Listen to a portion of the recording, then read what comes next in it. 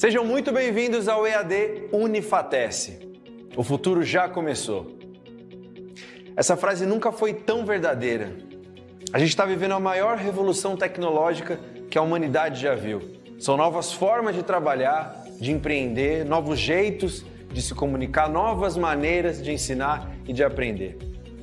E você está de parabéns por fazer parte dessa revolução digital aqui no Centro Universitário Unifatece, uma instituição de ensino inovadora e acessível que está levando a educação de qualidade para todo o Brasil.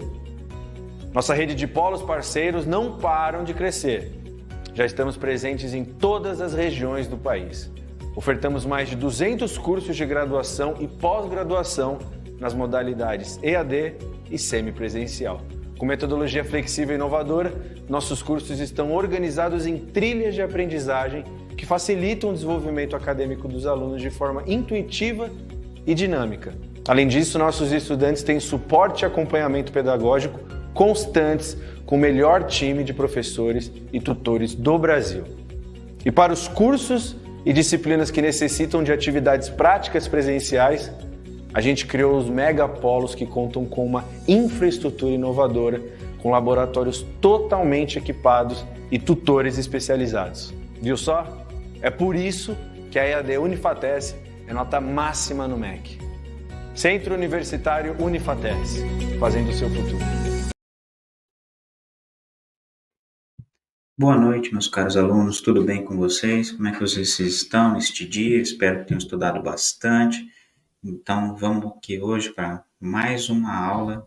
Hoje é uma aula extra sobre análise de sistemas elétricos de potência. Bom, eu sou o professor Matheus Silva, aqui do Núcleo de Tecnologias e Engenharias, né? Sou engenheiro eletricista e vou estar aqui falando um pouco para vocês sobre esse tema que eu acabei de falar, né? Que é a análise de sistemas elétricos de potência. Vou começar apresentando minha tela aqui para vocês agora. E, bom, vamos começar, né, com uma pergunta clássica, né? O que são os sistemas elétricos de potência, né? Para começar, assim, não adianta nada a gente começar a falar de um assunto se a gente não sabe nem o que significa ele, né? Então, basicamente, o que são os sistemas elétricos de potência? Também pode ser conhecido como CEP, né? Que é as iniciais ali do SEP, né? Os CEPs.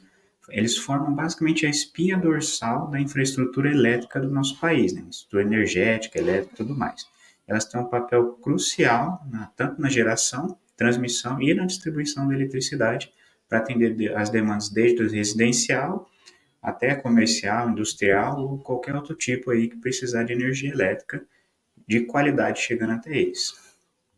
Esses sistemas eles acabam sendo complexos, né? Porque vocês podem ver, vem lá da geração até o nosso consumo aqui na nossa casa ou no nosso comércio, então, claramente é um sistema bastante complexo, que então, para garantir que essa energia é produzida lá nas usinas geradoras, né, que tem muitas espalhadas pelo nosso país, ela chegue à nossa residência, ao nosso comércio, como eu falei, de forma eficaz, eficiente e com qualidade também, né?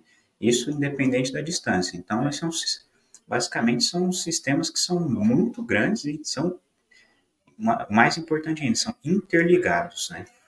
No nosso país aqui, de proporções continentais, né, nesse caso. Então, bom, aqui, ó, como eu tinha falado para vocês, ele é um conjunto integrado de vários componentes. Aqui eu trouxe um deles, ó. Esse aqui é um tipo de usina, aqui não é tão comum no nosso país, né, mas essa é uma usina de geração aí que não é utilizada a hidrelétrica, né, que é a matriz do nosso país, normalmente é a energia hidrelétrica, né. Acredito que vocês estão mais familiarizados com essa segunda imagem aqui, que eu trago uma hidrelétrica, né, no caso aí a barragem, que aí a gente tem a nossa geração da energia, né? Que ela é onde uma energia do tipo primária, né, ela é convertida em energia elétrica, né? Por exemplo, a energia primária pode ser uma energia hidráulica, né, no caso da barragem, às vezes uma energia nuclear, às vezes energia térmica, uma energia solar, eólica e N possibilidades que a gente tem aí de tipos de energia para a gente transformar ela em energia elétrica para a gente utilizar, né? Bom, essas energias geradas nessas usinas, né, elas não vão servir de nada, né, se elas não conseguirem ser aproveitadas por alguma coisa, né, algum lugar, alguma carga, né. Nesse caso, a gente precisa de outra etapa, né, que é a transmissão de energia, né.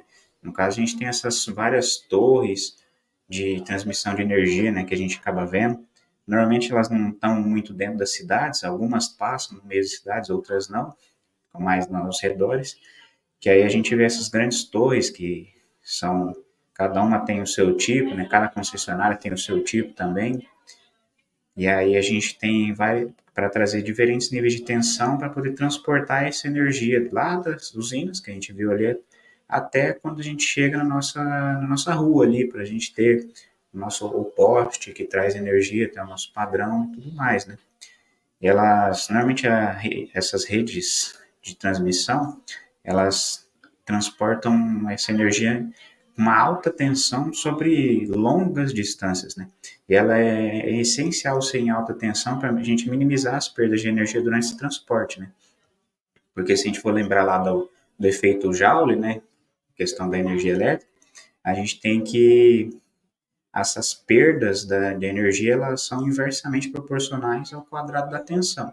Então, se eu elevar a minha tensão, eu diminuo a minha perda de energia por causa disso. Então, por isso que é uma grande vantagem você fazer essa transmissão de energia com uma alta tensão. E aí, quando a gente chega aqui no nosso bairro, né, na nossa residência e na nossa rua ali, a gente tem um transformador, né, que seria a parte da distribuição de energia. Pode ser numa subestação, né, ali mais próximo já pode ser feito esse rebaixamento, ou às vezes no transformador ali mais perto, mas normalmente primeiro passa pela subestação e depois a gente tem o transformador no nosso bairro ali para fazer esse rebaixamento da tensão. Normalmente acontece dois rebaixamentos ainda, né? Que as subestações às vezes trabalham com, às vezes, 138 kV, né, ou às vezes abaixo um pouco mais, mas aí normalmente no nosso transformador, no nosso poste, chega ali em torno, claro, tem variações, depende do local que você está, mas em geral é em torno dos 13,8 kV. Aí ele rebaixa para as tensões que a gente utiliza, que normalmente são 127, 220 ou 380 volts. Claro que depende da região também. E aí, que aí são as tensões que a gente utiliza, né? A baixa tensão que nós utilizamos em nossas residências, que aí é um pouco mais seguro a gente utilizar ela, estar perto, né? Então, assim, como eu havia dito, né, resumindo para vocês, as partes principais do sistema elétrico de potência são a geração de energia, a transmissão de energia e a distribuição dessa energia. E essas três partes elas precisam trabalhar conjuntamente para a gente ter um sistema elétrico de potência que seja eficaz e eficiente e ele funcione, né, adequadamente. E assim, a importância da gente ter esse sistema elétrico de potência, né, um tópico dele que a gente pode abordar, né, que ele traz uma certa importância, é a gente ter o fluxo de potência, analisar esse fluxo de potência. Que, basicamente, o que significa o fluxo de potência? Ele pode ser conhecido também como análise do fluxo de carga, ele basicamente é um conceito que se refere ao processo de calcular as condições de operação de uma rede elétrica em regime permanente, né? Ou seja, as tensões em cada nó, barramento ou linha do nosso sistema. E essas correntes e os ângulos de fase de cada uma dessas linhas, né? E essas grandezas, elas são essenciais para a gente garantir que o nosso sistema ele opere de forma eficiente, segura e confiável, né? Para satisfazer as demandas da nossa carga com o mínimo de perdas possíveis. Tá, então eu listei aqui para vocês algumas importâncias, né?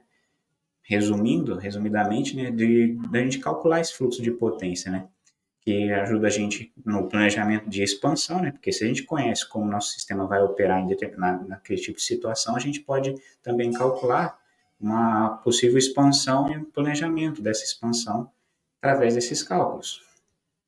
E, obviamente, se eu faço o meu cálculo e eu identifico que o meu sistema pode estar operando, por exemplo, muito perto do limite, pode acabar sendo perigoso, ele não vai operar de forma eficiente, não vai ficar adequada essa operação dele. Então, também é importante para uma operação eficiente do nosso sistema. Também outro ponto, né, seria interessante, é a gente integrar novas fontes de energia nele, porque se eu observo que através do meu cálculo do meu fluxo de potência, o meu sistema está ficando sobrecarregado em determinados pontos, ou ele está precisando de mais energia e a gente não tem mais de onde buscar, né, nós podemos fazer esse estudo para integrar novas fontes de energia ali, talvez fontes renováveis, né? Por exemplo, hoje em dia está bastante em alta, né, as energias renováveis, a gente traz como energia solar, energia eólica, às vezes a energia maremotriz, né, também, até novas maneiras de explorar a energia hidráulica também, para poder a gente ter, só que assim, o problema de algumas desses tipos de energia é que eles acabam tendo uma produção variável, então a gente tem que analisar bem o fluxo de potência para poder implementar elas, então esse cálculo é de extrema importância. E também é importante a gente conhecer esse fluxo de potência para poder evitar, né, possíveis problemas, né, como que o meu sistema ele vai reagir a determinadas falhas. Por exemplo, se aquela linha ali de transmissão ela se desconectar por algum motivo, aconteceu alguma catástrofe ali, ou algum intempérie, né, por exemplo, deu uma chuva muito forte, ou algo aconteceu assim, e aquela linha ela acabou se desconectando. Preciso entender como o meu sistema ia reagir nisso. Se ela é crítica, se não é, se, por exemplo, se aquela lá tiver um risco muito alto, eu posso fazer um reforço da minha rede para poder ela ficar mais. Se acontecer algum problema ali, eu não perder tanta coisa, né? Nesse caso, prevenir essas, essas possíveis perdas. Bom, a gente vou trazer aqui para vocês por cima, né, comentar um pouco sobre os métodos, alguns métodos mais básicos para cálculo do fluxo de potência, que normalmente ele é um cálculo que acaba sendo extenso e complicado, e a gente pode utilizar basicamente o método de Gauss-Seidel, né, que ele é um dos métodos mais simples, né, mas ele vai atualizando iterativamente as tensões dos nós, baseado nas equações de potência que a gente vai calculando, né, para cada ponto que a gente tem no nosso sistema. Ele normalmente é mais adequado para sistemas menores, né, porque ele tem uma menor taxa de convergência, mas ele não deixa de ser eficiente também para isso. Já o método de Newton-Raphson, né, ele já oferece uma convergência bem mais rápida, ele é muito mais utilizado em diversas aplicações, né, principalmente para esses sistemas grandes, porque ele resolve as equações do fluxo de potência usando um processo iterativo que vai se aproximando da solução através de cada iteração de forma mais rápida, né, ele vai aplicando o cálculo das derivadas parciais das equações de potência em relação às suas tensões e ângulos de fase. E com isso ele consegue chegar mais rápido, né, na nossa solução do nosso sistema. Mas assim, que nem falei, cada método ele tem suas vantagens e suas limitações. E a escolha, né, do método ele vai depender principalmente do fator de tamanho do seu sistema, a precisão que você precisa e tudo mais, né? E os recursos também computacionais disponíveis, que às vezes um método pode demandar mais recursos da sua máquina do que o outro, que normalmente é feito, hoje em dia esses métodos de cálculo são mais utilizados de forma, utilizando o computador, né, utilizando softwares, para poder, porque a gente trata de uns sistemas muito grandes, aí fica mais difícil a gente fazer esses cálculos manualmente e a gente acaba perdendo tempo, né? E a gente acaba tendo desafios, né? Como eu falei antes, a gente tem um sistema elétrico de potência que é muito grande no nosso país, principalmente. Ele tem que ser interligado, complexo e funcionar tudo certinho. Então, os grandes desafios que a gente tem são basicamente dois. A gente ter poder fazer a expansão dele, porque a gente sempre está precisando de mais energia, né? E normalmente até a tecnologia, os avanços tecnológicos, eles caminham com demanda energética, que a gente acaba substituindo, utilizando coisas energéticas, por exemplo. Hoje em dia está bastante alto os carros elétricos, isso precisa de uma infraestrutura robusta para poder fornecer energia para eles. E a gente tem vários eletrodomésticos se tornando inteligentes, às vezes acabam consumindo um pouco mais de energia do que antes, às vezes não tinham, né, consumo. E a gente também precisa entregar uma grande eficiência, né, porque se a gente, ao mesmo tempo que a gente quer expandir, a gente, por exemplo, não quer desperdiçar energia, porque essa energia que eu estaria desperdiçando, eu vou ter que compensar ela expandindo. Então, eu posso diminuir o tanto que eu preciso expandir, aumentando a eficiência do meu sistema. Então, conhecer bem o nosso fluxo de potência, ele é importante, principalmente para esses dois casos, mas não se limita a isso. Gente.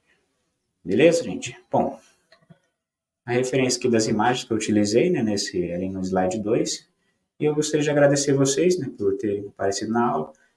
Vou estar passando a lista de presença no chat, mas ela também está na descrição da aula, tá, gente? Não esqueça de assinar, de avaliar a aula, deixar o RA de vocês, Para quem não sabe, o RA é o número do registro acadêmico, aquele que vocês utilizam lá para acessar o Moodle, né, o ambiente virtual de aprendizagem de vocês, é aquele lá, número lá, que é o RA. Então, eu espero que vocês tenham gostado da aula de hoje, agradeço a atenção de vocês e até uma próxima. Tchau, tchau.